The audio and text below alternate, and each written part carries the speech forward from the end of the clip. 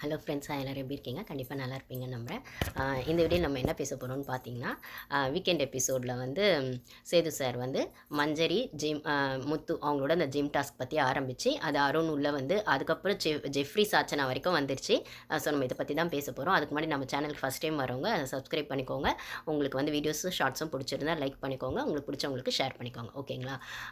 இதில் வந்து ஸ்டார்ட் பண்ணது பார்த்தீங்கன்னா, ஜிம் டாஸ்கில் வந்து மஞ்சரி கொடுத்தது சரியா அப்படின்னு தான் வரும். அவங்க வந்து அவங்க சைடான கிளியர் விஷயம் சொல்லியிருப்பாங்க.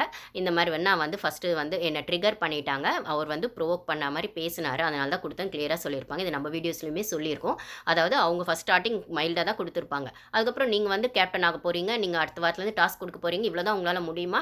இவ்வளோ தான் உங்களால் முடியுமா? நல்லா யோசிச்சு கொடுங்க. தெளிவாக கொடுங்க. இவ்வளோ தானா அப்படின்ற மாதிரி ட்ரிகர் பண்ணி விட்டோன்னே அவங்க ட்ரிகர் ஆகிட்டு நீ இவ்வளோ பேசுறியா? இவ்வளோ வாய் பேசுறியா? அதனால கொடுக்குறேன் அப்படின்னு சொல்லுவாங்க. அதை அவங்க செஞ்ச சரின்னு சொல்லலை. இது அவங்களே ஒத்துக்குவாங்க. நான் ட்ரிகர் ஆகிட்டேன். அதனால தான் கொடுத்தேன் அப்படின்னு.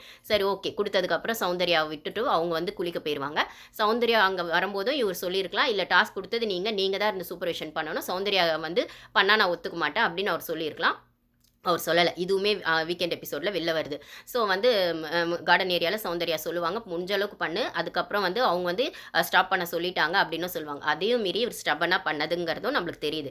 இப்போ அவர் பேசும்போது முத்தோட ரியாக்ஷன் பார்த்தீங்கன்னா, அந்த ஒரு நக்கல், அந்த ஒரு ஒரு விதமான ஒரு லுக் இருக்கும் இல்லைங்களா? அந்த எக்ஸ்பிரஷன் நல்லா தெரியுது. இவங்கள மாட்டி விடணுன்றதுக்காக தான் முத்து பண்ணாரு அப்படின்னு சொல்கிற பட்சத்தில் என்ன சொல்கிறது, கேர்ள்ஸ் வந்து தப்பாக ப்ரொஜெக்ட் பண்ணோங்கிறதுல நல்லாவே ஸ்ட்ராங்கான ஒரு இன்டென்ஷனில் முத்து பண்ணுறாரு. ஓகேங்களா?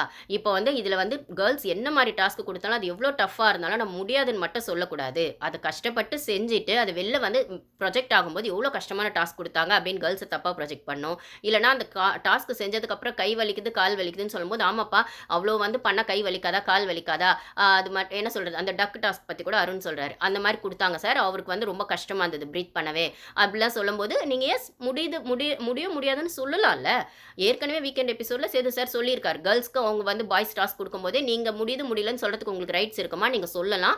அவங்க சொன்னாங்கன்றதுக்காக நீங்க செய்யணும்னு அவசியம் இல்ல. அப்படின்னு சொல்லும்போது, மஞ்சரியும் 2, 3 இடத்துல பாய்ஸ் டாஸ்க் குடுக்கும்போது மார்க் பண்ற மாரி இருக்கு, செய்ய முடியாதுன்னு சொல்லியிருக்காங்க இல்லைங்களா? ஏன் இந்த ராஜாங்கம் டாஸ்க்லயுமே சௌந்தர்யா வந்து என்னால அப்படி சொல்ல முடியாது. எங்க நாட்டை எதிர்த்துன்னு சொல்லியிருக்காங்க. அவங்க தர்ஷிகாவும் சொல்லியிருக்காங்க. அப்போ வந்து சாரி கேட்க சொன்னா, சாரி கேட்க முடியாதுன்னா, அது ராஜாங்கம் டாஸ்க்குள்ள போகுது. நீங்க ஏன் அத பண்ண மாட்றீங்க? அது அப்படி இருக்கிற பட்சத்தில அவங்க என்ன சொன்னாலும் அத செஞ்சுட்டு, அதுக்கப்புறம் அது வந்து அதோட கான்சிக்வென்ஸஸ் அவங்க ஃபேஸ் பண்ணணும் அப்படிங்கிற மாரி அத ஷிஃப்ட் பண்ணி விட்டுறீங்க. சரி, ஓகே. அது அவங்களா குடுத்தா நீங்க அத பண்ணலாம். நீங்க ட்ரிகர் பண்ணியும் விட்டுட்டு, அவங்க ட்ரிகர் ஆயிடுவாங்கன்னும் தெரிஞ்சு, அதுக்கப்புறம் நீங்க பிளான் பண்ணி பண்ணும்போது, நீங்க என்ன பண்ண ட்ரை பண்றீங்க? கேர்ள்ஸ் எல்லாம் தப்பு, பாய்ஸ் எல்லாம் சரின்னா, இப்போ வந்து வீடு வந்து ஸ்வாப் ஆனோனே உங்களால அத ஒத்துக்க முடியல. கேர்ள்ஸ் டாஸ்க் குடுத்தோனே, கேர்ள்ஸ் டாஸ்க் இவ்வளோ நாள் நம்ம குடுத்து பழகிட்டோம். இப்போ அவங்க குடுப்பாங்க, நம்ம செய்யணும் அப்படிங்கிறத உங்களால ஒத்துக்க முடியல. ஆனா ஒத்துக்க முடியலன்றத அந்த மேல் ஈகோவ வச்சுக்கிட்டு செய்ய முடியாதுன்னு உங்களுக்கு சொல்றதுக்கும் மனசு இல்ல. ஏன்னா நீங்க வந்து பாய்ஸ் இல்ல. அதனால முடியாதுன்னு சொன்னா உங்களுக்கு கிரீட் இறங்கிடும். அதனால வந்துட்டு செஞ்சுட்டு ஆனா கேர்ள்ஸ் வந்து தப்பா ப்ரொஜெக்ட் ஆகணும். இதுதானே உங்க இன்டென்ஷனு. இது அழகா அவரு நின்னு முத்து வந்து எக்ஸ்ப்ளைன் பண்ணும்போதே நீங்க அவரோட எக்ஸ்பிரஷன் பார்த்தீங்கன்னா, அவர் சிரிக்கிறதுல ஆகட்டும், அவர் கண்ணுல ஆகட்டும், அந்த ஒரு இன்டென்ஷன் அப்படியே அப்பட்டமா தெரியும். இத ஜாக்லின் சொல்லுவாங்க. சார் அவங்க வந்து ஃபர்ஸ்ட் வீக்ல எங்களுக்கு வந்து ஃபர்ஸ்ட் டேவே அந்த டாஸ்க் வந்து அந்த வீடு ஸ்வாப் ஆயிடுச்சுன்னும்போது குடுக்கும்போது முத்து ஒரு மாரி ட்ரிகர் பண்ண மாரி தான் சார் பேசினாரு. அக்ரெசிவா தான் சார் பேசினாரு அப்படின்னும்போது, அது அப்படியே பூசி மழுப்பி சொல்லும்போது ஒரு சிரிப்பா இருப்பாருங்க முத்து. அதுல அவ்ளோ ஒரு சர்க்காசம் இருக்கு. அவர் வந்து சொல்வாரு, "இல்லம்மா இவ்ளோ வாரம் நாங்க டாஸ்க் குடுத்தோம். அது எவ்ளோ கஷ்டம் தெரியுமா? நீங்க அத பண்ணி பாருங்க" அப்படின்னு நான் ஜஸ்ட் லைக் தட் சொன்னேன்னுவாரு. அவர் ஜஸ்ட் லைக் தட்லாம் சொல்லல. அது வந்து வீக்கெண்ட் எபிசோட்லயே ஸ்வாப் ஆக போகுதுன்னு சேது சார் அனௌன்ஸ் பண்ண உடனே முத்து வந்து, "என்னென்ன டாஸ்க் குடுக்க போறாங்களோ தெரியல சார், கிரிஞ்சா" அப்படிங்கிற மாரி சொல்லுவாரு. கிரிஞ்சா அவங்க டாஸ்க் குடுப்பாங்க. மட்டமா தான் டாஸ்க் குடுப்பாங்க. அதாவது ரொம்ப யோசிக்காம தான் குடுக்க போறாங்க அப்படின்ற மாரி சொன்ன உடனே, இவங்க நாங்க அப்படிலாம் இல்ல. நாங்க எப்படி குடுப்போம் பார் அப்படின்ற மாரி இவங்க ட்ரிகர் ஆயிட்டு அத வந்து இதுவா குடுப்பாங்க, ஹார்ஷா குடுப்பாங்கன்னு பிளான் பண்ணி தான் அவர் பேசினாரு. ஸோ எப்பயுமே இந்த சைக்காலஜில எஸ் சொன்னா அது நோ தான் அர்த்தம். நோ சொன்னா எஸ் தான் அர்த்தங்கிற மாரி, நீங்க கிரிஞ்சா குடுப்பீங்க. நீங்க என்ன பெருசா குடுத்துற போறீங்க? உங்களுக்கு இவ்வளோ தான் முடியும். நீங்க இதுக்கு மேல யோசிக்க மாட்டீங்க. அப்படின்னு ஒருத்தங்கள சொன்னா, அவங்க கண்டிப்பா ட்ரிகர் ஆயிட்டு, அத வந்து இன்னும் எவ்ளோ வந்துட்டு ஹார்ஷா பண்ண முடியுமோ பண்ணணும்னு தான் அந்த மைண்ட் யோசிக்கும். அதுவும் கேர்ள்ஸ் ஆல்ரெடி வந்து இது ஒரு காம்படிஷனா போயிட்டு இருக்கும்போது 6 வாரம் கேர்ல்ஸ்க்கு இவங்க டாஸ்க் குடுத்துருக்காங்க பாய்ஸ். இப்ப அந்த பவர் எங்க கையில வரும்போது, நாங்க போனா இதுல வந்து சாச்சனாவும் சொல்லியிருப்பாங்க.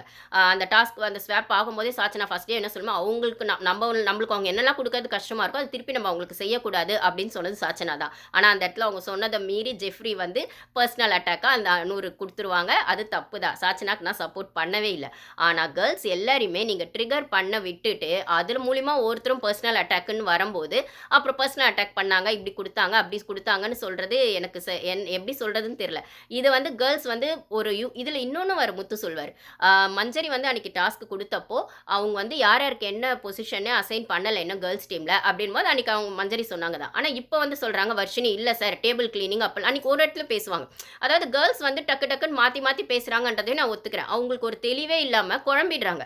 ஏன்னா அந்த அந்த சைட்லேருந்து பேசுறது பாய்ஸ் டீம்லேருந்து யார் பேசினாலும் இவங்க பதில் சொல்லுவாங்க. ஆனால் முத்து பேசும்போது பார்த்தீங்கன்னா வார்த்தைங்களை மாற்றி மாற்றி மாற்றி போட்டு டக்கு டக்குன்னு அவங்களுக்கு வந்து யோசிச்சு நம்ம சொல்கிறது சரியா தப்பா அப்படின்னு யோசிச்சு பேசுகிற அந்த ஸ்பேஸை கூட கொடுக்கறது இல்லை முத்து. அப்போ வந்து எதிர்க்க இருக்கவங்க கன்ஃபியூஸ் ஆயிடுறாங்க. நம்ம பேசுறது சரிதானா, நான் சரியாக தான் பேசுகிறேனா இல்லை நம்ம என்ன பண்ணிருக்கோம் அப்படின்னு ஒரு கன்ஃபியூஷன் வர இடத்துல அந்த கொஸ்டினை இவர் வந்து ஜஸ்ட் லைக் தட் போட்டுடுறாரு. அப்போ ஆப்போசிட்டில் இருக்கவங்க கன்ஃபியூஸ் ஆயிடுறாங்க. இதுதான் ஒரு சைக்காலஜிக்கலாக ஆப்போசிட்டில் இருக்கவங்கள டவுன் பண்ணுறதா நான் பார்க்குறேன். இதில் மஞ்சரி தான் கொஞ்சம் ஸ்ட்ராங்காக நான் பார்க்குறேன். ஆனால் அந்த மஞ்சரியுமே இந்த வாரம் ஃபுல்லாக டவுன் ஆக்கிட்டு அதான் சொல்கிறேன் மஞ்சரி கேப்டன் ஆக போகிறாங்கன்னு தெரிகிற பட்சத்திலேயே கேப்டன் ஆகிறதுக்கு முன்னாடியே அவங்கள சைக்கலாஜிக்கலாக டவுன் பண்ணிட்டாங்க. அவங்க கேப்டன் ஆனோடனே அந்த கிங்டம்ஸ் டாஸ்கில் சுத்தமாக சொதப்பிட்டாங்க. சரி இதெல்லாம் மீறி பாய்ஸ் டீமில் தான் தப்பா அப்படின்னு கேட்டால் பாய்ஸ் டீமில் தப்புங்கிறத விட அவங்க பிளான் பண்ணி சூப்பராக பண்ணுறாங்க. ஆனால் கேர்ள்ஸ் டீமில் ஒரு யூனிட்டி இல்லாமல் இப்பயுமே மஞ்சரி கொடுத்த டாஸ்கில் அன்றைக்கி வர்ஷினி வந்து அந்த இடத்துல ஒரு பேச்சு பேசினாங்க. அதுக்கப்புறம் வந்து அங்கேயே வந்து ஸ்ட்ராங்காக இன்றைக்கி வந்து கேர்ள்ஸ் வந்து மஞ்சரிக்காக ஸ்ட்ராங்காக சொல்கிறவங்க இல்லை சார் நாங்கள் கேர்ள்ஸ்லாம் ஆல்ரெடி டிசைட் பண்ணிட்டோம். கிச்சன் டாஸ்க் வர்ஷினி சாச்சனா நாங்கள் தான். பட் ஆனால் டேபிள் கிளீனிங்னு வரும்போது ஹவுஸ் கிளீனிங்னு வரும்போது மஞ்சரிக்கு அதை நான் அசைன் பண்ணது தான் நாங்கள் சொன்னது தான் அப்படின்னும் போது இதை ஸ்ட்ராங்காக அன்றைக்கி மஞ்சரி சொல்லியிருக்கலாம். ஏன் சொல்லலை அப்படின்னும் போது இப்போ அந்த கொஸ்டின் வந்து முத்து கேட்குறாரு. யூனிட்டியே இல்லை சார் நீங்கள் இன்றைக்கி வந்து கேர்ள்ஸ் டீம் பேசுகிறீங்க நாங்கள் அசைன் பண்ணிட்டோம். அன்றைக்கி வந்து நீங்கள் மஞ்சரியை விட்டு தானே கொடுத்துட்டீங்க. கேர்ள்ஸ் டீமுக்குள்ளே யூனிட்டி இல்லைன்னும் போது அது ஒரு வகையில் முத்து சொன்னது கரெக்டு தான். இது சத்யாவும் சொல்லியிருப்பார் நேற்றுக்கான எபிசோடில் அந்த கிங்டம் டாஸ்கில் பாய்ஸ்க்குலாம் அவ்வளோ கோஆர்டினேஷன் இருந்தது. ஆனால் கேர்ள்ஸ்க்குலாம் இல்லவே இல்லைடா அவங்களுக்குள்ளே அடிச்சிக்கிறாங்கடான்னா இதுதான் அவங்க வீக்னஸ். கேர்ள்ஸ் வந்து எங்கே ஸ்ட்ராங்காக ஒருத்தங்களை விட்டு கொடுக்காம பேசணுமோ அங்கே பேசாமல் நீங்கள் டீமுக்குள்ளே 1000 அடிச்சுக்கோங்க. ஆனால் பாய்ஸ் டீம் முன்னாடி நீங்கள் யூனிட்டியாக நின்று ஒரு விஷயத்தை இல்லை நாங்கள் குரூப்பாக தான் டிஸ்கஸ் பண்ணோம் எங்களுக்குள்ளே இதை டிசைட் பண்ணியிருக்கோம் அப்படின்னு நிற்காம நீங்கள் வந்து வீக்கெண்ட் எபிசோடில் மட்டும் வந்து சரி தப்புன்னு பேசுறது வந்து சரியில்லை கேர்ள்ஸ். நீங்கள் வந்து ஒரு யூனிட்டியை நீங்கள் ஃபார்ம் பண்ணலைன்னா பாய்ஸ் டீம் அடிச்சுக்கிட்டே தான் இருப்பாங்க. நீங்கள் வேடிக்கை தான் பார்த்துட்டு இருக்கணும். உங்களுக்கு என்ன பவர் கையில் வந்தாலும் அந்த பவரை யூஸ் பண்ணுறதுக்கு உங்ககிட்ட யூனிட்டி இல்லைன்னா அது யூஸ்லெஸ்ஸாக தான் போகும். இந்த வாரம் ஹவுஸ் ஸ்வாப்பிங் அப்படி தான் போயிடுச்சு. டாஸ்க்குன்னு வர பட்சத்தில் நேற்று சௌந்தர்யாவும் வந்து பாய்ஸ் எல்லாரையும் நிற்க வச்சு அந்த டாஸ்க் கொடுத்ததுல சரி தப்புன்னு ஒரு விஷயம் வந்து அவங்க அழ ஆரம்பிச்சிட்டாங்க. ஓகேங்களா, நம்ம இதை பற்றி ஒரு ஸ்பெஷல் வீடியோ போடுவோம் சௌந்தர்யா அண்ட் ஃபயர்னு. அதை பற்றி பேச நிறைய இருக்குது. அவங்க செஞ்சது வந்து சரியாக தப்பாங்கிறத விட அவங்க டாஸ்க் அவங்க செஞ்சாங்க. ஏன் அந்த இடத்துல ஒரு தீபக் நின்றுட்டு அதை பண்ணியிருந்தா நீங்கள் தப்பாக சொல்லியிருக்க மாட்டீங்களே.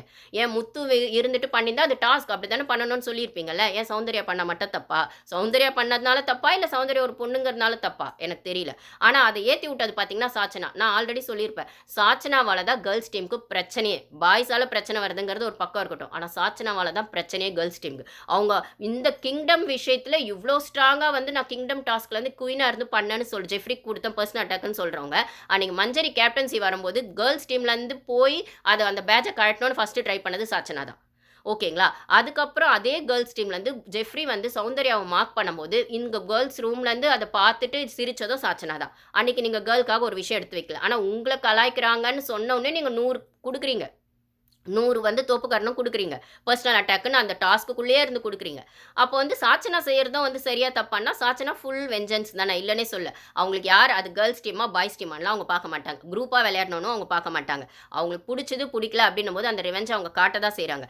2 நாள் முன்னாடி வரைக்கும் சௌந்தர்யாவை ஜெஃப்ரி மார்க் பண்ணும்போது ஃப்ரெண்டாக தெரிஞ்ச ஜெஃப்ரி இப்போ குயினாக இருக்கும்போது அரிசி அப்படிலாம் வந்து ஜெஃப்ரி கிண்டல் பண்ணுறாரு தூங்குறாரு அப்படின்னு சொன்னபோது பர்சனல் அட்டாக் பண்ணுறாங்க. ஸோ இது வந்து சாச்சனாவோட குணம். இந்த மாதிரி பிஹேவியர் தான். இந்த மாதிரி பிஹேவியர் தான் ஒஸ்ட் பிஹேவியர்னு சொல்கிறது. நீங்கள் கேம் ஆட வந்திருக்கீங்கன்னா எல்லா இடத்துலையும் உங்களுக்கான நியாயமான ஸ்டாண்ட் எடுத்து வச்சா தப்பு இல்லை. பக்கத்தில் இருக்கவங்களுக்கான நியாயத்தை எடுத்து வச்சாலும் தப்பு இல்லை. ஆனால் பர்சனல் ரிவெஞ்சை காட்டணுமா அப்படின்னு கேட்டால் எல்லா இடத்துலையும் பொறுமையாக போகணுன்னு அவசியம் இல்லை. பர்சனல் ரிவெஞ்சை எல்லாருக்குமே அங்கே இருக்கும். எல்லாராலையும் எல்லா இடத்துலையும் எமோஷன்ஸை கண்ட்ரோல் பண்ண முடியாது. ஆனால் அது குறைஞ்சபட்ச நியாயத்தோடு பண்ணணுங்கிறத நான் திருப்பி சொல்லிருக்கேன். இந்த இடத்துல சாச்சனா கேர்ள்ஸ் டீமுக்காகலாம் வந்து சப்போர்ட் பண்ணியெல்லாம் பேசலை. அதே மாதிரி கேர்ள்ஸ் டீம்லாம் உங்களுக்கு யாரையுமே பிடிக்கும் இல்லை எல்லாரையும் ஏன் ஜாக்லின் சௌந்தர்யா மஞ்சரி எல்லாரையும் காம்படிஷனாக தான் பார்க்குறேன். அதுக்குன்னு பாய்ஸ் டீம் கூட ஃப்ரெண்ட்லியாக இருக்காங்கன்னா இல்லை. இன்னைக்கு ஜெஃப்ரி மாட்டின மாதிரி நாளைக்கு விஷால் மாட்டினாலும் அவங்க வந்துட்டு என்ன பிளான் பண்ணுமோ செய்தான் செய்வாங்க. ஏன் முத்துவே அண்ணான்னு கூப்பிட்டாலும் அதே முத்துக்குமே அவங்க டார்கெட் பண்ணி பண்ணோன்னா பிளான் பண்ணி தான் செய்வாங்க. ஓகே இது கேம் தான் இல்லைன்னு சொல்ல. ஆனால் அதுக்குன்னு கொஞ்சமாவது நியாயமாக விளையாடணும். ரொம்ப செல்ஃபிஷாகவும் இந்த கேமை கொண்டு போனால் அது பர்சனல் ரிவெஞ்சாக மட்டும்தான் தெரியுமே தவிர அழகான கேமாக தெரியாது. ஸோ இந்த இடத்துல கேர்ள்ஸ் சைட்லேயும் தப்பு இருக்குது, பாய்ஸ் சைட்லேயும் தப்பு இருக்குது. ஆனால் பாய்ஸ் பிளான் பண்ணி தான் ஒன்று பண்ணுறாங்கன்னும் போது கேர்ள்ஸ் கொஞ்சம் கான்ஷியஸாக விளையாடணும். அவங்க ட்ரிகர் பண்ணால் ட்ரிகர் ஆகிடக்கூடாது. ஜாக்லின்னு சொல்கிறாங்க, ட்ரிகர் பண்ணுறாங்க சார், அப்படி தான் சார் பண்ணுறாங்க அப்படின்னு. ஜெஃப்ரிக்கு சாச்சனா கொடுத்ததும் அதே தான், மஞ்சரி முத்துக்கு கொடுத்ததும் அதே தான். அப்போ வந்து என்ன சொல்கிறது, இதே தான் வந்து அன்னைக்கு தீபக்கும் ஜாக்லின் வந்து காலில் விழுந்து சாரி கேட்டதும் இதே தான். ஆனால் அன்னைக்கு அவங்க ட்ரிகர் ஆகாமல் வெறும்னே சாரி மட்டும், அதை எக்ஸ்ட்ரீம் சண்டை போடணுன்னா அவங்க கொண்டு போயிருக்கலாம். ஏன் அருண் பேஜை எடுக்கிற அளவுக்கு அவங்க கொண்டு போயிருக்கலாம் ஜாக்லின் அந்த விஷயத்தை, அருண் பயாஸ்டாக இருந்தார் அப்படின்னு சொல்லிட்டு. பட் ஆனால் அவங்க வந்து அதை சாரி கேட்டு அப்பயுமே அவங்க காலில் விழுந்து சாரி கேட்குறாங்க. அது அப்போ காலில் விழுந்தது அந்த அளவுக்கு போயிருக்க வேணாம், அது டிஸ்மிசிவாக இருக்குது அப்படின்னு அருண் சொல்கிறாரு. உங்களுக்கு காலில் விழுந்தாலும் தப்பு, கோவத்தை வந்து டாஸ்காக காட்டினாலும் தப்பு, இல்லை சௌந்தர்யா மாதிரி டாஸ்க்குள்ளேயே உங்களுக்கான விஷயத்தை வந்து பூசி மழுப்பி சொல்லாமல் ஸ்ட்ரைட்டாக முகத்துக்கு நேராக சொன்னாலும் தப்பு. அப்போ கேர்ள்ஸ் எப்படி தான் டாஸ்க் கொடுக்கணும், எப்படி தான் இந்த கேமை விளையாடணும் எனக்கு புரியல. உங்களுக்கு ஏதாவது ஒப்பீனியன்ஸ் இருந்தால் ஷேர் பண்ணுங்கள் கைஸ். தேங்க்யூ.